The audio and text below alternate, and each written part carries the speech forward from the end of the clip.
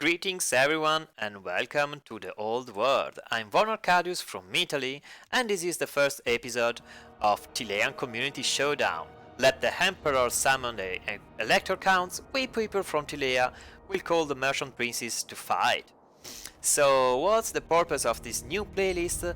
I'm aiming to show you the finest players of our community and the best battle they fought. I would like to thank Immortal Emperor for having sent me this replay. Okay, let's dance, let's see how it goes. Immortal is playing as the Tomb Kings, leading the army as Katep on his mighty chariot. Let's see, with a full bunch of magic, the Arcane Conduit, the Sandstorm, a lot of good stuff, and of course the Leak stuff. His army is composed mainly by infantry troops we see in the forest and few units of cavalry, of course. So in the forest we have skeleton cavalry here, skeleton knights here.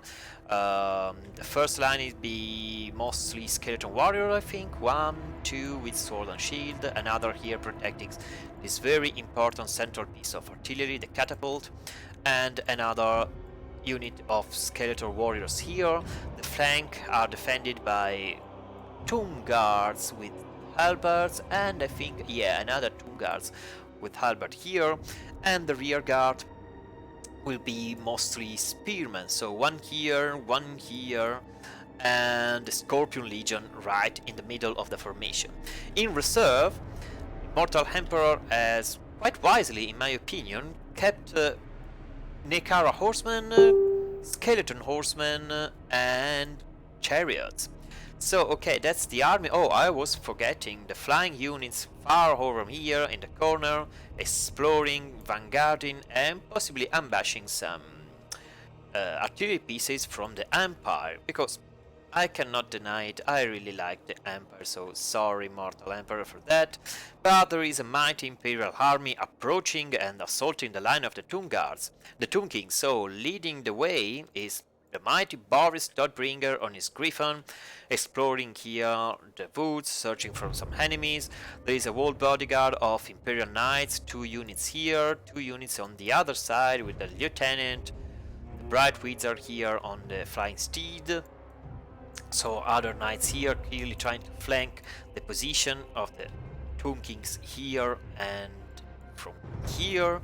Also the powerful Greatsword, heavy infantry, nice bonus versus infantry, good stats.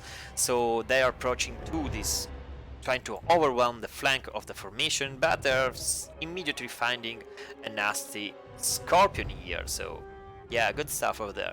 For the rest of the army will be mostly provincial troops, so swordsmen regiment of Renon, the son of Sigmar, other swordsmen here, spears on the flank, always a nice idea to block some cavalry charging, crossbowmen in the middle.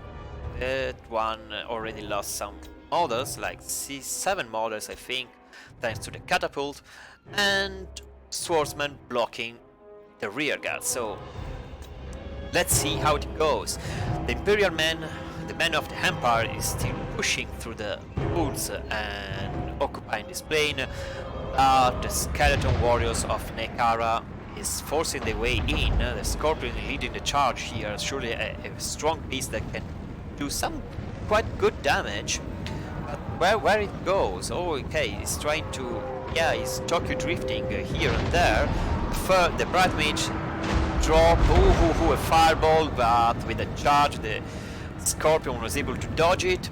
The crossbowman is doing some nasty damage to the catapult, but let's remember that the Tomb Kings have still some reserves in the back, so that will be interesting. On the far right side, cavalry fight, the Imperial Horseman is smashing the poor skeleton knights. The Tomb Guards is charging in, but there are some blitzwork there. Yeah, with the leak stuff, I think. A Centaur is ravaging some bodies here for Sigmar. flying units is pushing farther and pursuing the Bright Mage, but yeah, for now it's a sort of stall in the middle. Catapult are still shooting, they lose just 1 pieces, with the support of Catap on his mighty chariot that is already, wow, almost 80 kills. The poor Sigmar Son are losing ground against the skeleton warriors, but the Imperial Knight is crushing many troops, charging here and there and doing some good damage to the line of the undead. So yeah, they're pushing through with the scorpions, pursuing some fleeing crossbowmen. Knights of the Emperor are charging back again. Where is Boris? What are you doing, Boris? Oh, okay, so it's a fight in the air. Boris and Bright Mage against the flying units of the Tomb Kings, which I never remember the English name, so I'm so sorry for that. I cannot disguise that. The skeleton horsemen are charging into the Greatsword that are smashing and doing pieces these poor skeleton spearmen. For now, the battle is quite the balance of power is quite in the middle. There is no clear winner or a clear loser until now, but Katep is still, oh man, he's doing some good damage, almost 100 kill for the good old Katep. Yeah, rocket grandpa. Okay, so let's put a pause and see what is going on. On this side, the Greatsword are trying to overwhelm this flank, but they are kind of blocked by this, I would say brave. I don't know if the skeleton could be brave. For sure, it's a fight that is going to be won by the Greatswords, but these brave units of spearmen are holding them for quite a while. So yeah, good play for that. The poor skeleton horsemen are disintegrating, so we cannot expect a lot more from them.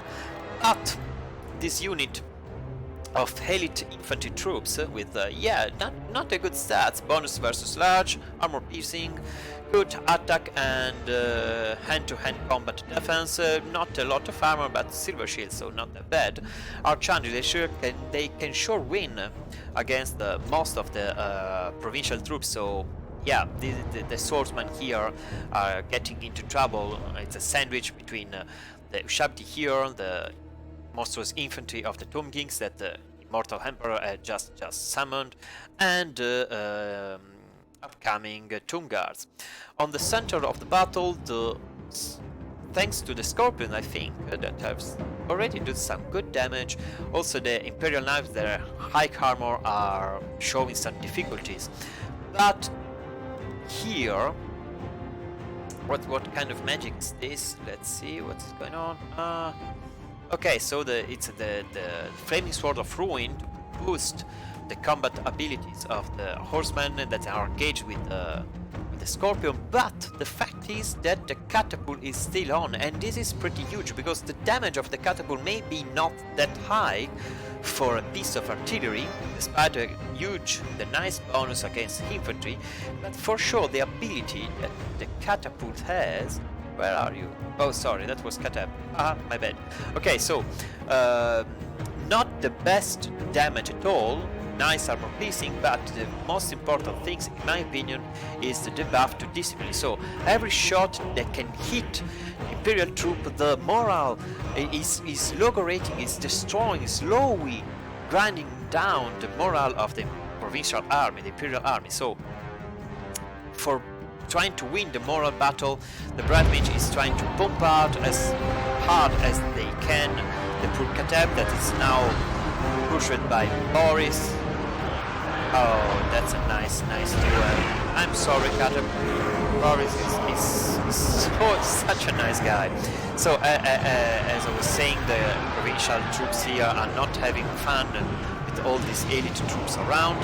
Unfortunately, Ushabti just disappear, leaving the Tomb Kings without a very good weapon in their arsenal, but Immortal Emperor are pushing the reserve into battle. So the 3 units that were right here at the beginning are pushing in.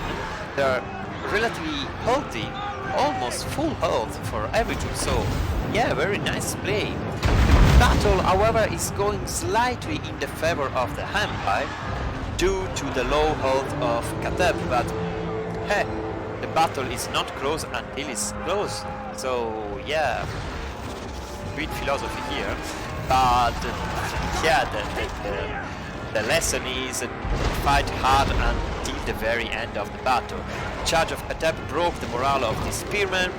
The Scorpion are still destroying and ravaging the Imperial rearguard, but understanding the power and the threat that this catapult poses, the Imperial Knights charge in, steal the old and shiny armor that will be changed with the new patch, and the sandwich with the greatsword for sure put an end to the life of this catapult. There is, however, the Scorpion Legion to match the greatsword, but I think they will actually lose in a one-on-one fight. Yeah, the spider poison, not that bad, but the greatsword should win this one. However, there are not much left for the Empire. The problem is that Kateb is getting low on life. Oh yeah, the poor boy is disintegrating and the Kateb is down. So that leave the Tomb Guards, the poor Immortal Emperor without the general, but overall the battle is not going that bad.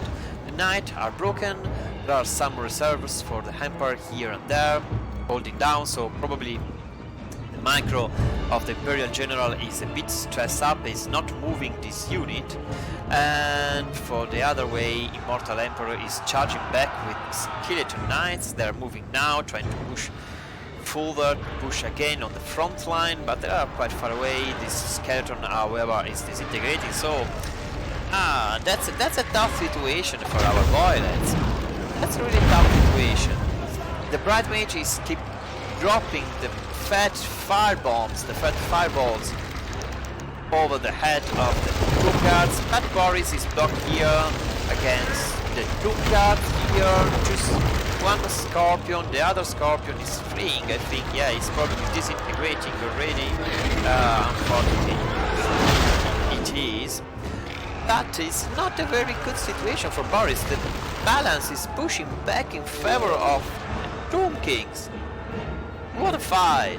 Okay, so now again the chariot that are full health is charging back. The Knights are very bad condition. They probably can break this pocket here. Boris is charging again, but he took some damage too. You can see he cannot regenerate too much now. Yeah, so the balance now is more equal. The Tomb Guards, the Tomb Kings push it back. The Bright Mage is still charging, trying to stop the chariot ravaging what remains of the Imperial Infantry. Not even the Greatsword with a high discipline and combat stat can hold steel fury of the dead. The calm fury of the dead. The Knights are fighting here against the Tomb Guards, so yeah, not the best situation for the brave Son of Empire. The chariot takes some damage against Boris. It's still, in any case, a powerful character, but the Boris is once again blocked in a dangerous situation with the Scorpion from the Immortal Emperor, the Tomb Guards. Knights are charging in, but I don't know. I don't think the Empire can push it back. So yeah, this guy will be the end. Immortal Emperor, with this clever use of reserve, can somehow push back a desperate situation. In a certain moment of the battle, the onslaught of the Imperial armies looked too strong, too much for the Tomb Guards. But with the clever use of the reserve that hit hard in the exact right moment when the Tomb Kings need some support, the charge of the chariot the horseman was able to break the leadership and the morale of the living. So yeah, the first community showdown, it's a victory for the Tomb Kings. even I'm quite happy, even if it's against my beloved empire. So well, very well fought by both. Amazing victory for Immortal Emperor. A stunning defense, and I like very much the Ragnar's first assault. It was really very well directed, in my opinion. Ragnar was able to charge deep into the Immortal Emperor deployment, so dealing very good damage. The flanking units, the heavy flanking units with the 2 Grid Swords and 4 Imperial Knights, were proved to be quite a threat for the Nehekaran army. But again, I like particularly the use of reserve by Immortal Emperor, because pushing, generally the knights, the chariots in particular, are sent into the front like at the start, at the beginning of the battle, but in this case keeping them back for a while